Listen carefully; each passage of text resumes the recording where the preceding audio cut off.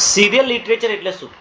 નિયમિત અંતરે પ્રકાશ થતી સામગ્રી, જેમ કે સામયિકો, જર્નલ્સ અને ન્યૂઝપેપર તથા ન્યૂઝલેટર. સિરિયલ કંટ્રોલનો અર્થ શું છે? લાઇબ્રેરીમાં સામયિકોની ખરીદી, નોંધની ચકાસણી અને બાઇન્ડિંગની પ્રક્રિયા. સિરિયલ કંટ્રોલ કેમ જરૂરી છે? સામયિકોની આવક, ખર્ચ અને ઉપલબ્ધતાનો હિસાબ રાખવા. સિરિયલ્સને બીજું શું કહે છે? પિરિયોડિકલ. સિરિયલ કંટ્રોલ સેક્શનમાં મુખ્ય કાર્ય શું છે? સબસ્ક્રિપ્શન, ચેક ઇન, ક્લેમિંગ અને બાઇન્ડિંગ. સિરિયલ એક્વિઝિશન અર્થ શું છે? સામયિકોની ખરીદી અથવા સબસ્ક્રિપ્શન. સબસ્ક્રિપ્શન ફોર્મ શું છે? સામયિકો મંગાવવા માટે ભરાતું ફોર્મ. સિરિયલ રજિસ્ટરમાં શું નોંધાય છે? સામયિકોની આવકની તારીખ અને વિગત. ચેક ઇન પ્રોસેસનો અર્થ શું છે? મળેલા અંકને રજિસ્ટરમાં નોંધવું. ક્લેમિંગ પ્રોસેસ ક્યારે કરવામાં આવે છે? જ્યારે કોઈ અંક સમયસર ન આવે. મિસિંગ ઇસ્યુ એટલે શું? નક્કી કરેલો અંક ન મળવો. એક્સેશન રજિસ્ટર સામયિકો માટે રાખવામાં આવે છે? નહીં, પિરિયોડિકલ રજિસ્ટર રાખવા માટે. લૂઝ ઇસ્યુ એટલે શું? સામયિકના અલગ અલગ અંક. બાઇન્ડિંગ ઓફ પિરિયોડિકલ શાના માટે થાય છે? ભવિષ્ય માટે સાચવવા અને સતત ઉપયોગ માટે. એન્યુઅલ બાઇન્ડિંગ શું છે? વર્ષના બધા અંકોને એક સાથે બાંધી દેવા. કાર્ડેક સિસ્ટમ શું છે? સામયિકોની આવકનું કાર્ડ આધારિત રેકોર્ડ. કાર્ડેક સિસ્ટમનો મુખ્ય લાભ શું છે? મિસિંગ ઇસ્યુ તરત ઓળખી શકાય. યુનિયન લિસ્ટ ઓફ સિરિયલ્સનો ઉપયોગ ક્યાં થાય છે? અનેક લાઇબ્રેરીમાં ઉપલબ્ધ સામયિકોની સંયુક્ત યાદી મેળવવા માટે. પિરિયોડિકલ ઇન્ડેક્સનું કાર્ય શું છે? સામયિકોમાં આવેલા લેખો શોધવામાં મદદ કરે છે. એબ્સ્ટ્રેક્ટિંગ સર્વિસ શું આપે છે? લેખોનો ટૂંક સારાંશ. કરંટ કન્ટેન્ટ સર્વિસનો હેતુ શું છે? તાજેતરના પ્રકાશનો વિશે માહિતી આપવી. ઈ સિરિયલ્સ શું છે? ઇલેક્ટ્રોનિક સ્વરૂપમાં ઉપલબ્ધ સામયિકો. કન્સોર્શિયા દ્વારા સામયિક મેળવવાનો લાભ શું છે? ઓછા ખર્ચે અનેક ઈ જર્નલ્સ ઉપલબ્ધ થાય. સિરિયલ કંટ્રોલમાં ઓટોમેશન કેમ જરૂરી છે? સમય બચાવવા અને ચોકસાઈ માટે. સિરિયલ મેનેજમેન્ટ માટે કયું સોફ્ટવેર વપરાય છે? કોહા, સોલ અને લિપ્સિસ. ઇલેક્ટ્રોનિક જર્નલ્સ કેવી રીતે ઉપલબ્ધ થાય? સબસ્ક્રિપ્શન, ડેટાબેઝ અથવા ઓપન એક્સેસ દ્વારા. સિરિયલ કંટ્રોલમાં ઓપિક કેવી રીતે મદદ કરે છે? સામયિકોની અવેલેબિલિટી દર્શાવે છે. બેક વોલ્યુમ એટલે શું? જૂના વર્ષોના બંધાયેલા સામયિકો. સિરિયલ કંટ્રોલનો અંતિમ હેતુ શું છે? વપરાશકર્તાને સતત અને સરળ માહિતી ઉપલબ્ધ કરાવી. રિસર્ચ લાઇબ્રેરીમાં સિરિયલ કંટ્રોલ કેમ સૌથી અગત્યનું છે? સંશોધકો માટે તાજેતરની માહિતી જરૂરી હોવાથી. લાઇબ્રેરી મેન્ટેનન્સનો અર્થ શું છે? લાઇબ્રેરી સામગ્રીની જાળવણી અને સંભાળ. કલેક્શન મેન્ટેનન્સ કેમ જરૂરી છે? સામગ્રી લાંબા સમય સુધી ઉપયોગી રહે તે માટે. બુક ક્લીનિંગ કેવી રીતે કરવામાં આવે છે? સૂકા કપડાં, બ્રશ અને વેક્યુમ ક્લીનરથી. પેસ્ટ કંટ્રોલ શા માટે થાય છે? વાંધાજનક જીવાતોથી રક્ષણ માટે. પેસ્ટ કંટ્રોલની સામાન્ય પદ્ધતિ કઈ છે? ફ્યુમિગેશન. ટેમ્પરેચર કંટ્રોલ કેમ જરૂરી છે? કાગળ અને બાઇન્ડિંગ લાંબા સમય સુધી ટકી રહે તે માટે. લાઇબ્રેરીમાં બુક્સ માટે અનુકૂળ વાતાવરણ કેટલું હોવું જોઈએ? 18 થી 22°C. હ્યુમિડિટી કંટ્રોલ કેમ મહત્વનું છે? ભેજથી કાગળને નુકસાન થાય છે તે અટકાવવા માટે. રિલેટિવ હ્યુમિડિટી કેટલું હોવું જોઈએ? 40 થી 60%. ડસ્ટ કંટ્રોલ માટે શું કરવું જોઈએ? નિયમિત સફાઈ અને air filter system. Book repair એટલે શું? નુકસાન થયેલા પુસ્તકોની મરામત. બુક બાઇન્ડિંગ કેમ જરૂરી છે? પુસ્તકોને મજબૂત અને ટકાઉ બનાવવા માટે. બાઇન્ડિંગના પ્રકારો કેટલા છે? હાર્ડ તથા સોફ્ટ બાઇન્ડિંગ. બુક લેબલિંગનું મહત્વ શું દર્શાવે છે? ઓળખાણ અને કોલ નંબર દર્શાવવા. ન્યૂઝપેપર ક્લિપિંગ સર્વિસ મેન્ટેનન્સ શું કરે છે?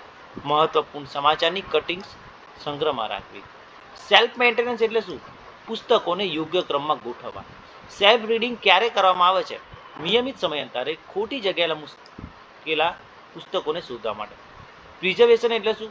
દસ્તાવેજોને લાંબા ગાળે સુરક્ષિત રાખવાની પ્રક્રિયા. કન્ઝર્વેશન એટલે નુકસાન થયેલા દસ્તાવેજોની પુનઃસ્થાપના. ડિજિટલ પ્રિઝર્વેશન કેમ જરૂરી છે? ઇલેક્ટ્રોનિક દસ્તાવેજો લાંબા સમય સુધી સાચવવા માટે. સ્ટોક વેરિફિકેશનનો અર્થ શું છે? લાઇબ્રેરી સંગ્રહની ચકાસણી કરવાની પ્રક્રિયા. સ્ટોક વેરિફિકેશન કેમ જરૂરી છે? ગુમ થયેલી અને ખોટી જગ્યાએ આવેલી સામગ્રીને ઓળખવા માટે. સ્ટોક વેરિફિકેશન કેટલી વાર થવું જોઈએ? નિયમિત અંતરે, સામાન્ય રીતે દર વર્ષે અથવા 2-3 વર્ષે. સ્ટોક વેરિફિકેશનના મુખ્ય હેતુઓ કયા છે? ખામી શોધવી, નષ્ટ થયેલી સામગ્રી દૂર કરવી તથા સંગ્રહનું મૂલ્યાંકન કરવું. ફિઝિકલ વેરિફિકેશન એટલે દરેક પુસ્તકને હાથથી ચકાસવું. સેલ્ફ લિસ્ટ મેથડ શું છે? સેલ્ફ લિસ્ટ અને પુસ્તકોને તુલના કરીને ચકાસવું. એક્સેશન રજિસ્ટર મેથડ શું છે? એક્સેશન રજિસ્ટરના આધારે સંગ્રહની ચકાસણી. RFID આધારિત સ્ટોક વેરિફિકેશન કેમ થાય છે? ઝડપથી ચકાસણી થાય છે. મિસિંગ બુક્સ એટલે ચકાસતી સમયે ન મળેલા પુસ્તકો. લોસ્ટ બુક્સ પોલિસીમાં શું કરવું પડે છે? ગુમ થયેલા પુસ્તકોને બદલી દેવા અથવા નાણાં વસૂલવા. સ્ટોક વેરિફિકેશનનો કાનૂની હેતુ શું છે? ઓડિટ માટે સાચી માહિતી આપવી. સ્ટોક વેરિફિકેશનમાં વિથડ્રો બુક્સ એટલે શું? ઉપયોગી ન રહેલી પુસ્તકોને કાઢી નાખવી. સ્ટોક વેરિફિકેશનમાં વીડ આઉટ કેમ જરૂરી છે? બિનજરૂરી એટલે જૂની સામગ્રીને દૂર કરવા માટે. સ્ટોક વેરિફિકેશન રિપોર્ટમાં શું સમાવેશ થાય છે? ટોટલ બુક્સ, મિસિંગ બુક્સ અને ડેમેજ બુક્સ. સ્ટોક વેરિફિકેશનથી કયા લાભ મળે છે? ચોક્કસ હિસાબ, નુકસાનનો અંદાજ અને સંગ્રહમાં સુધારો કરવાનો. ઓટોમેટેડ સ્ટોક વેરિફિકેશન કયા ઉપકરણો વપરાય છે? બારકોડ સ્કેનર અને RFID રીડર. સ્ટોક વેરિફિકેશન બાદ કયા પગલાં લેવાય છે?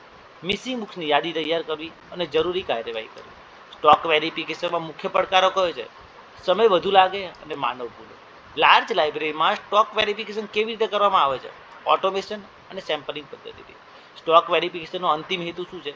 વપરાશકર્તાને સચોટ અને ઉપલબ્ધ સંગ્રહ પ્રદાન કરવો. પ્રિઝર્વેશન એટલે શું? લાઇબ્રેરી સામગ્રીને લાંબા સમય સુધી જાળવી રાખવાની પ્રક્રિયા. કન્ઝર્વેશન એટલે શું? નુકસાન થયેલી સામગ્રીની મરામત અને પુનઃસ્થાપના. પ્રિઝર્વેશન અને કન્ઝર્વેશન વચ્ચે શું તફાવત છે? પ્રિઝર્વેશન એટલે રક્ષણ અને કન્ઝર્વેશન એટલે પુનઃસ્થાપના. પ્રિઝર્વેશનનો મુખ્ય હેતુ શું છે? માહિતી સ્ત્રોતોની આયુષ્ય વધારવી. કન્ઝર્વેશનનો મુખ્ય હેતુ નુકસાનગ્રસ્ત સામગ્રીને ફરીથી ઉપયોગી બનાવવી. પુસ્તકોને સૌથી મોટો ખતરો કયા જીવાતોથી થાય છે? દીમક, સિલ્વરફિશ અને કોકરોચ. એન્વાયરમેન્ટલ ફેક્ટર્સમાં સૌથી જોખમવાળા તત્વો કયા છે? તાપમાન, ભેજ, પ્રકાશ અને ધૂળ. હ્યુમિડિટી વધારે હોય તો શું અસર થઈ શકે છે? કાગળ નરમ થઈ જાય અને ફંગ લાગે. લાઇટ ઇફેક્ટથી કયા નુકસાન થાય છે? કાગળ પીળો પડી જવો અને શાહી ફીકી પડવી. એર પોલ્યુશનનો પુસ્તક પર શું પ્રભાવ પડે છે? એસિડિક વાયુઓ કાગળને નબળું બનાવે છે. હ્યુમન ફેક્ટર્સમાં મુખ્ય જોખમ કયું છે? ખોટી હેન્ડલિંગ, જેમ કે પાના મોડવા અને પેનથી લખવું. પેસ્ટ કંટ્રોલ માટે સામાન્ય પદ્ધતિ કઈ છે? ફ્યુમિગેશન. ડસ્ટ કંટ્રોલ માટે શું કરવું જોઈએ? નિયમિત સફાઈ અને એર ફિલ્ટર. ટેમ્પરેચર કંટ્રોલ માટે લાઇબ્રેરીમાં કેટલું તાપમાન હોવું જોઈએ? 18 થી 22 અંશ સેલ્સિયસ. રિલેટિવ હ્યુમિડિટી કેટલું રાખવું જોઈએ? 40 થી 60%. માઇક્રોફિલ્મિંગનો ઉપયોગ શેના માટે થાય છે? દસ્તાવેજોને ફોટોગ્રાફિક ફિલ્મમાં સાચવવા માટે. ડિજિટાઇઝેશનનો હેતુ શું છે? દસ્તાવેજોની ડિજિટલ નકલ બનાવી લાંબા સમય સુધી જાળવણી કરવી. ડેસિડિફિકેશન એટલે શું? એસિડિક કાગળને નિષ્ક્રિય બનાવવા. બાઇન્ડિંગ કેમ જરૂરી છે? પુસ્તકોને મજબૂત બનાવવા અને પાનાઓને સુરક્ષિત રાખવા. એન્કેપ્સ્યુલેશન એટલે શું? દસ્તાવેજને પારદર્શક કવરમાં સીલ કરવું. ડિઝાસ્ટર મેનેજમેન્ટ ઇન લાઇબ્રેરીમાં કેમ જરૂરી છે? આગ, પાણી કે કુદરતી આફતથી સામગ્રીનું રક્ષણ કરવા માટે. રિપેરિંગ ટોન પેજ કેવી રીતે કરવામાં આવે છે? જાપાની ટિશ્યુ પેપર અને એડવિઝ. લેમિનેશન અર્થ શું છે? દસ્તાવેજને પ્લાસ્ટિક કોટિંગથી સુરક્ષિત રાખવું. પેપર મેન્ડિંગ શું છે? ફાટેલા કાગળની મરામત. બુક રીબાઇન્ડિંગ શાના માટે થાય છે? જૂના પુસ્તકોને નવું કવર આપવા માટે. કન્ઝર્વેશનમાં કેમિકલ શાના માટે વપરાય છે? ફંગ્સ, એસિડ અને ઇન્સેક્ટને અટકાવવા માટે. રિસ્ટોરેશન શું કરે છે? દસ્તાવેજને મૂળ સ્વરૂપે પરત લાવે છે. લાઇબ્રેરી મટીરિયલ્સને કયા મુખ્ય હેઝાર્ડ્સ હોય છે? ભૌતિક, પર્યાવરણ, જૈવિક, માનવીય અને આકસ્મિક આપત્તિઓ. ફિઝિકલ હેઝાર્ડ એટલે પાનું ફાટવું, શાહી ફીકી પડવી અને બાઇન્ડિંગ તૂટવું. બાયોલોજિકલ હેઝાર્ડ્સમાં મુખ્ય તત્વો કયા છે? દીમક, સિલ્વરફિશ, ફંગ્સ અને કોકરોચ. એન્વાયરમેન્ટલ હેઝાર્ડમાં કયા તત્વો આવે છે? તાપમાન, ભેજ, પ્રકાશ, ધૂળ અને પ્રદૂષણ. એક્સિસ હ્યુમિડિટીથી શું નુકસાન થાય છે? ફંગ્સ લાગે છે અને કાગળ ચડવા લાગે છે. એક્સેસ લાઇટથી શું થાય છે? કાગળ પીળો થઈ જાય અને શાહી ફીકી પડે છે. એર પોલ્યુશનમાંથી કયા વાયુઓ નુકસાન કરે છે? SO2, NO2 અને ઓઝોન. ડસ્ટ હેઝાર્ડનું પરિણામ શું છે? કાગળ ખરાબ થાય અને જીવાતો આકર્ષાય. હ્યુમન હેઝાર્ડ્સમાં કઈ પ્રવૃત્તિઓ આવે છે? પાના મોડવા, પુસ્તકોમાં લખવું, ચોરી અને ખોટી હેન્ડલિંગ. ફાયર હેઝાર્ડ કેમ ખતરનાક છે? આખી લાઇબ્રેરી સામગ્રી નષ્ટ થઈ શકે છે. વોટર હેઝાર્ડથી શું થાય છે? કાગળ ચડે છે અને ફંગ્સ વધી જાય છે. ઉંદર સામગ્રીને કેમ નુકસાન કરે છે? પાના અને બાઇન્ડિંગ કાપી નાખે છે. ઇન્ફેક્ટેશનનું સૌથી મોટું જોખમ કયા દસ્તાવેજો છે? મેન્યુસ્ક્રિપ્ટ અને રેર બુક્સ.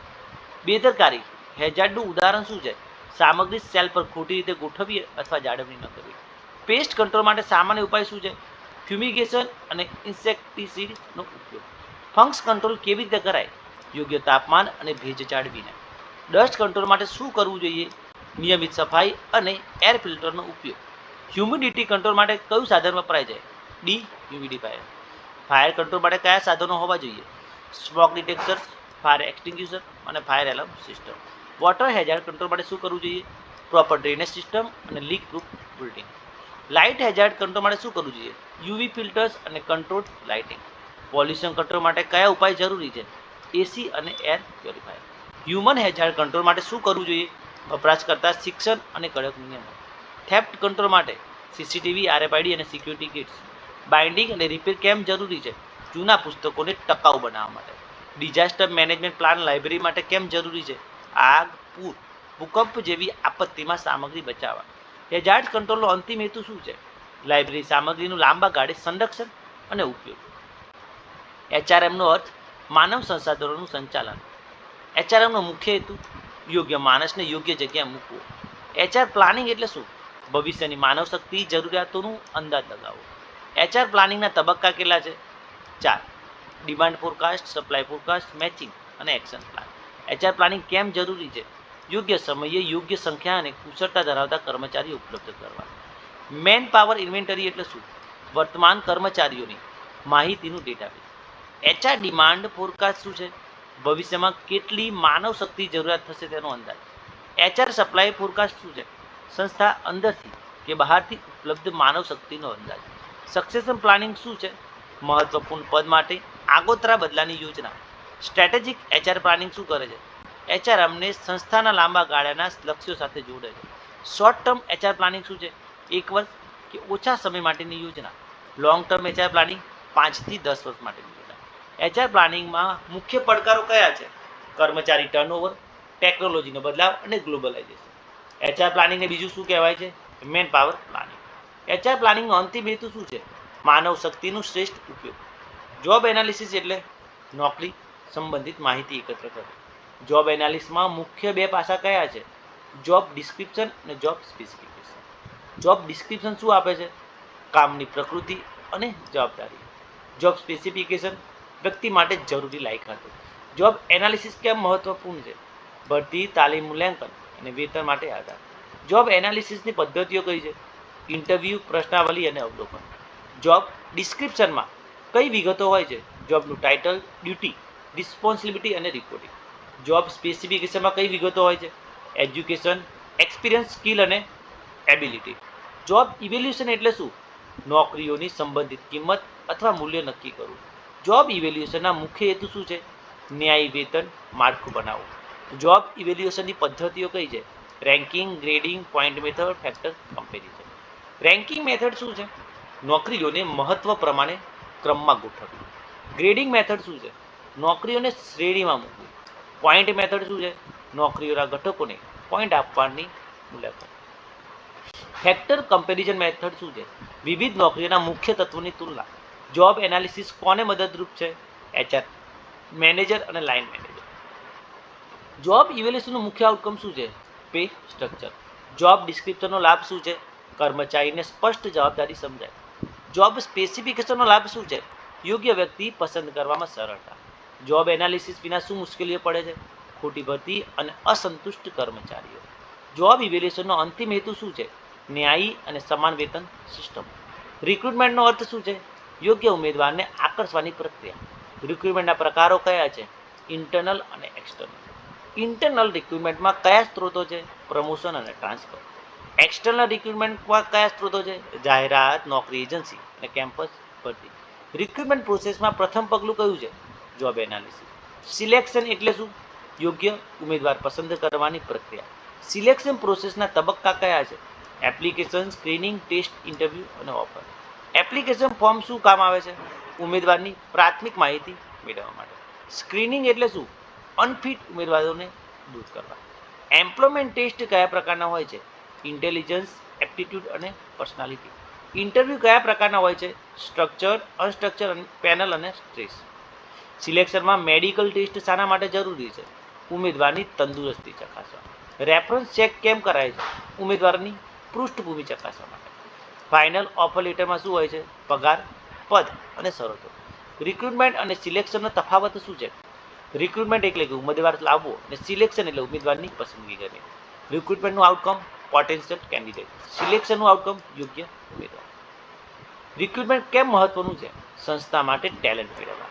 સિલેક્શન યોગ્ય વ્યક્તિ વિના કાર્યક્ષમતા ઘટે છે. રિક્રુટમેન્ટ અને સિલેક્શન એચઆરએમનું કયું કાર્ય કરે છે? સ્ટાફિંગ.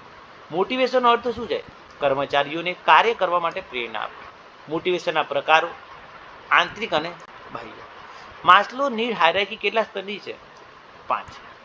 માસ્લો હાયરાર્કીમાં સૌથી નીચલું સ્તર કયું છે? શારીરિક જરૂરિયાતો. સર્વોચ્ચ સ્તર સેલ્ફ એક્ચ્યુઅલાઇઝેશન. હર્ઝબર્ગનું 2 ફેક્ટર થિયરી શું કહે છે? હાઇજીન ફેક્ટર્સ અને મોટિવેશન. હાઇજીન ફેક્ટર્સની ઉદાહરણ આપો. પગાર અને કામની શરતો. મોટિવેટર્સનું ઉદાહરણ રેકોગ્નાઇઝેશન અને અચીવમેન્ટ. બ્રૂમ્સ એક્સપેક્ટન્સી થિયરી કયા પર આધારિત છે? એક્સપેક્ટન્સી, ઇન્સ્ટ્રુમેન્ટાલિટી અને બેલેન્સ. મોટિવેશનનો અંતિમ હેતુ શું છે? કર્મચારીઓની કાર્યક્ષમતા વધારવી. ટ્રેનિંગ એટલે શું? વર્તમાન કામ માટે કુશળતા શીખવી. ડેવલપમેન્ટ એટલે ભવિષ્યની જવાબદારીઓ માટેની તૈયારી. ટ્રેનિંગના પ્રકારો કયા છે? ઓન ધ જોબ અને off the job. On the job ટ્રેનિંગનું ઉદાહરણ એપ્રેન્ટિસશીપ અને coaching. Off the job training ઉદાહરણ આપો. Classroom training, simulation. ટ્રેનિંગનું પ્રથમ તબક્કું કયું છે? Training needs analysis. Training evaluation માટે કઈ પદ્ધતિ છે? કર્ક પેટ્રિક મોડેલ. ડેવલપમેન્ટનું આઉટકમ શું છે? Leadership growth. ટ્રેનિંગનું આઉટકમ શું છે? કુશળતા અને જ્ઞાન. ઇન્ડક્શન ટ્રેનિંગ શું છે? નવા કર્મચારીને સંસ્થા સાથે પરિચિત કરાવવા. રિફ્રેશર ટ્રેનિંગ કેમ આપવામાં આવે છે? જૂના જ્ઞાનને તાજું કરવા માટે. ઈ લર્નિંગ ટ્રેનિંગ એટલે શું? ઓનલાઈન આધારિત તાલીમ. જોબ રોટેશન ટ્રેનિંગમાં શું થાય છે? કર્મચારીને અલગ અલગ વિભાગમાં કામ કરાવવું. ટ્રેનિંગ પ્લાન કોણ બનાવે છે? HR department. ટ્રેનિંગ અને ડેવલપમેન્ટ એચઆરએમનું કયું કાર્ય કરે છે? Employ development. પરફોર્મન્સ અપ્રેઝલ એટલે શું? કર્મચારીના કાર્યનું મૂલ્યાંકન. પરફોર્મન્સ અપ્રેઝલનો મુખ્ય હેતુ શું છે? કર્મચારીની કાર્યક્ષમતાનો વિકાસ માપવો. અપ્રેઝલના મુખ્ય પ્રકારો કયા છે? ટ્રેડિશનલ અને મોડર્ન. ટ્રેડિશનલ અપ્રેઝલ પદ્ધતિનું ઉદાહરણ આપો. Ranking method. મોડર્ન અપ્રેઝલ પદ્ધતિનું ઉદાહરણ 360 degree feedback. Rating scale method શું કરે છે? કર્મચારીને સ્કેલ પર ગુણ આપે છે. ચેકલિસ્ટ મેથડમાં શું થાય છે? રેડીમેડ પ્રશ્નો દ્વારા મૂલ્યાંકન. ક્રિટિકલ ઇન્સિડન્ટ મેથડ શું છે? કર્મચારીના ખાસ વર્તન આધારિત મૂલ્યાંકન. ઇઝી મેથડ શું છે? એસે મેથડ શું છે? અધિકારી કર્મચારી વિશે રિપોર્ટ લખે છે. પેઇડ કમ્પેરિઝન મેથડ શું છે? કર્મચારીઓની જોડીને સરખામણી. બાર્સ મેથડનું પૂર્ણ નામ શું છે? બિહેવિયરલી એન્કર્ડ રેટિંગ સ્કેલ. એમબીઓ પદ્ધતિ કોણે આપી હતી? Peter Drucker. એમબીઓમાં શું કરાય છે? કર્મચારી અને મેનેજર મળીને લક્ષ્ય નક્કી કરે છે. 360 ડિગ્રી અપ્રેઝલમાં કોણ કોણ ફીડબેક આપે છે? સિનિયર, પિયર, સબઓર્ડિનેટ, સેલ્ફ અને કસ્ટમર. પરફોર્મન્સ અપ્રેઝલના લાભો શું છે? પ્રમોશન, ટ્રેનિંગ અને વેતન નક્કી કરવું. પરફોર્મન્સ અપ્રેઝલની ખામીઓ કઈ છે? બાયસ, હેલો ઇફેક્ટ અને સેન્ટ્રલ ટેન્ડન્સી. સેલ્ફ અપ્રેઝલ શું કરે છે? કર્મચારી પોતાનું મૂલ્યાંકન કરે છે. પિયર અપ્રેઝલ સહકર્મચારીઓ દ્વારા મૂલ્યાંકન. પરફોર્મન્સ અપ્રેઝલનું આઉટકમ શું છે? ડેવલપમેન્ટ પ્લાન, રિવાર્ડ્સ અને ફીડબેક. પરફોર્મન્સ અપ્રેઝલમાં એચઆરએમ કયા માટે ઉપયોગી છે? એચઆર પ્લાનિંગ, ટ્રેનિંગ અને પ્રમોશન માટે. મોડર્ન મેથડમાં સૌથી લોકપ્રિય કઈ છે? 360 degree feedback. Performance appraisal feedback કેમ મહત્વપૂર્ણ છે? કર્મચારી સુધારો કરી શકે. એચઆર સ્કોરકાર્ડ શું છે? એચઆર પરફોર્મન્સ માપવા માટેનું ટૂલ છે. પરફોર્મન્સ અપ્રેઝલનો અંતિમ હેતુ શું છે? કર્મચારીનું સતત સુધારણ અને સંસ્થાનો વિકાસ. એચઆરએમનું મુખ્ય લક્ષ્ય શું છે? એમ્પ્લોય સેટિસ્ફેક્શન અને ઓર્ગેનાઇઝેશનલ ગોલ્સ મેળવવું. એચઆરએમને બીજું શું કહેવાય? People management. એચઆરએમમાં મુખ્ય ફંક્શન કેટલા છે? 5. પ્લાનિંગ, ઓર્ગેનાઇઝિંગ, સ્ટાફિંગ, ડિરેક્ટિંગ અને કંટ્રોલ. એચઆરએમના મુખ્ય ક્ષેત્રો કયા છે? રિક્રુટમેન્ટ, ટ્રેનિંગ, કમ્પન્સેશન, મોટિવેશન અને અપ્રેઝલ. એચઆરએમમાં એમ્પ્લોય રિલેશન્સ કેમ મહત્વનું છે? કર્મચારીઓ અને મેનેજમેન્ટ વચ્ચે સુમેળ રહેવા માટે. એચઆરએમ અને પર્સોનલ મેનેજમેન્ટમાં તફાવત શું છે? એચઆરએમ એ આધુનિક છે, વ્યૂહાત્મક છે, તથા પર્સોનલ એ પરંપરાગત છે. એચઆરએમનું આઉટકમ શું છે? કર્મચારી સંતોષ અને સંસ્થાની સફળતા. એચઆર ડેવલપમેન્ટનો અર્થ શું છે? કર્મચારીઓની ક્ષમતાઓનો વિકાસ કરવો. એચઆરએમમાં ઇન્ફોર્મેશન સિસ્ટમ કેમ વપરાય છે? એચઆર ડેટા અને રિપોર્ટિંગ માટે. એચઆરએમનો અંતિમ હેતુ શું છે? લોકો દ્વારા સંસ્થાનો વિકાસ.